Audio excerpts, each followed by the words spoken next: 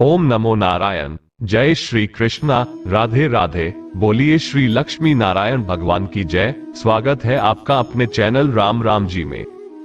भगवान श्री लक्ष्मी नारायण जी की कृपा आप पर और आपके परिवार पर सदा सर्वदा बनी रहे। भाद्रपद मास की शुक्ल पक्ष की एकादशी को जलझूलनी एकादशी कहते हैं। इस दिन भगवान करवट लेते हैं, इसलिए इसको परिवर्तिनी एकादशी भी कहते हैं।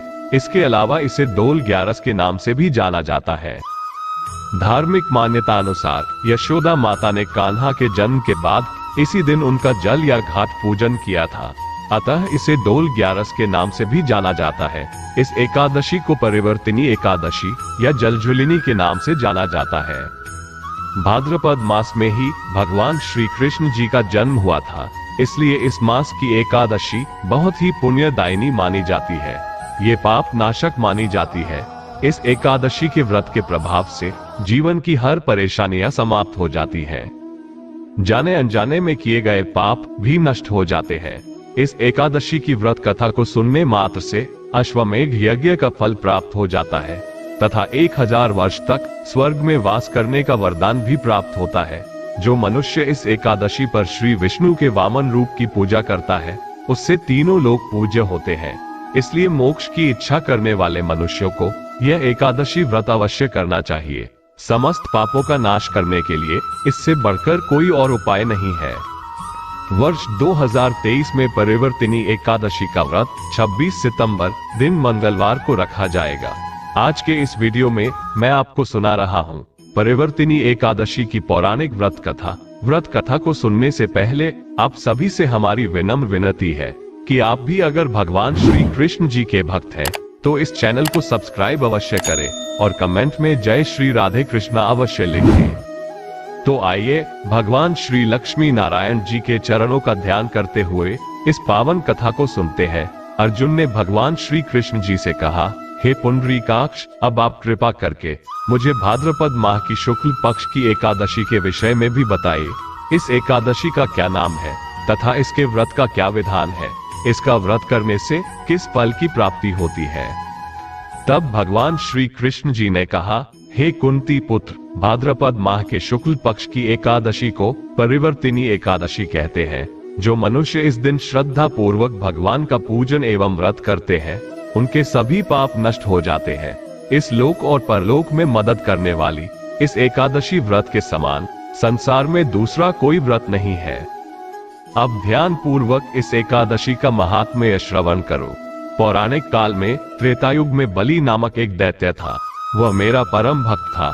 विविध प्रकार के वेद सूक्तों से मेरा पूजन किया करता था और नित्य ही ब्राह्मणों का पूजन तथा यज्ञ के आयोजन करता था।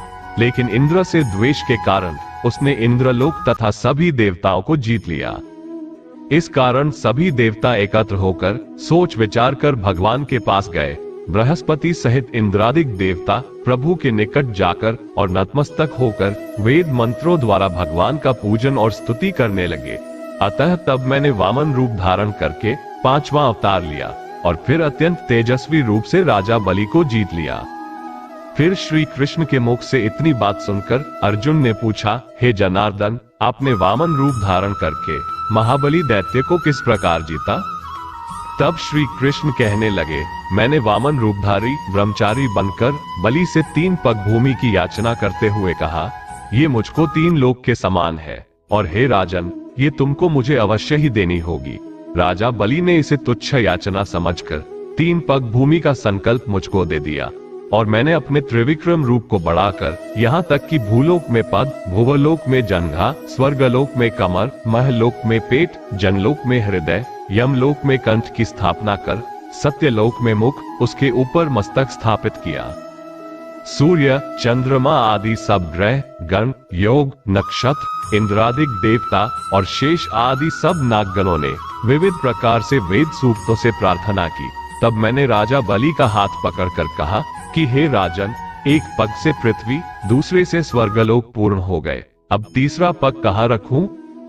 तब बलि ने अपना सिर झुका लिया और मैंने अपना पैर उसके मस्तक पर रख दिया, जिससे मेरा वो भक्त पाताल को चला गया।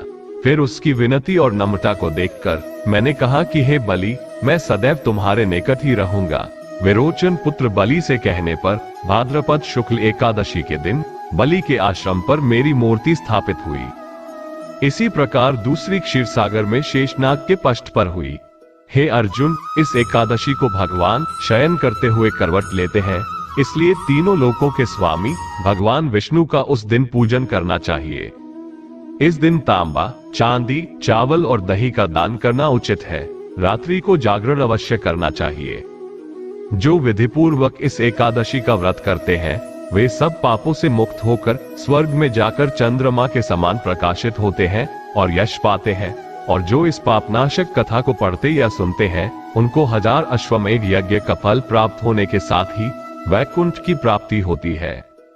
इसके बाद श्री कृष्ण जी कहते हैं, हे अर्जुन, अब मैं तुम्हें इस एकादशी के व्रत का विधान सुनाता हूँ, इसे ध्यान पूर्वक सुनो। स्कंद पुराण के अनुसार परिवर्तिनी एकादशी के दिन भगवान विष्णु का पूजन, व्रत और उपवास रखकर तिल का दान और तुलसी पूजा का विशेष महत्व है।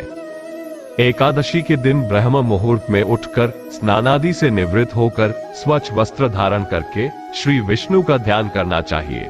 तत्पश्चात व्रत का संकल्प ले। फिर घर के मंदिर में एक चौकी पर लाल कपड़ा बिछाएं और भगवान विष्णु की प्रतिमा स्थापित करें। एक लोटे में गंगा जल लेकर उसमें तिल, रोली और अक्षत मिलाएं। अब इस लोटे से जल की कुछ बूंदें लेकर चारों ओर छिड़कें। फिर इसी लोटे से घट स्थापना करें। फिर भगवान विष्णु को धूप दीप दिखाकर उन्हें पुष्प अर्पित करें। अब एकादशी की कथा का पाठ करें अथवा श्रवण करें। शुद्ध घी का दिया जलाकर विष्णु जी की आरती करें। श्री विष्णु के मंत्रों का ज्यादा से ज्यादा जाप करें। तत्पश्चात श्री हरि विष्णु जी को तुलसी दल और तुलसी मिश्रित जल का भोग लगाएं। विष्णु सहस्त्र नाम का पाठ अवश्य करना चाहिए। शाम के समय श्री विष्णु जी की पूजा करके फलाहार करें। श्री हरि विष्णु के भजन करते हुए रात्रि जागरण करें तथा रात में भगवान विष्णु की प्रतिमा के समीप ही भूमि पर शयन करना चाहिए। इस दिन भूलकर भी तुलसी दल ना तोड़े। अगले दिन द्वादशी तिथि को योग्य ब्राह्मण को भोजन कराकर दान दक्षिणा देकर आशीर्वाद ले। इसके बाद स्वयं भी भोजन ग्रहण कर व्रत का पारण करें। व्रत के पारण के दौरान आंवला खाना बहुत ही शुभ माना जाता है। एकादशी के दिन गाय को चने की दाल और गुड़ अवश्य खिलाएं तथा केले के पेड़ का पूजन करें। इस दिन व्रत और पूजा के साथ साथ गरीब लोगों को गर्म कपड़े, तिल और अन्न का दान करने से कई यज्ञों का फल प्राप्त होता है। इस एकादशी व्रत को इस प्रकार विधि विधान से करने पर व्रत का पूरा फल प्राप्त होगा। हम ऐसी मंगल कामना करते हैं कि भगवान श्री लक्ष्मी नारायण जी हम सभी की मनोकामना को पूर्ण करें। जय श्री राधे कृष्ण। हर हर महादेव।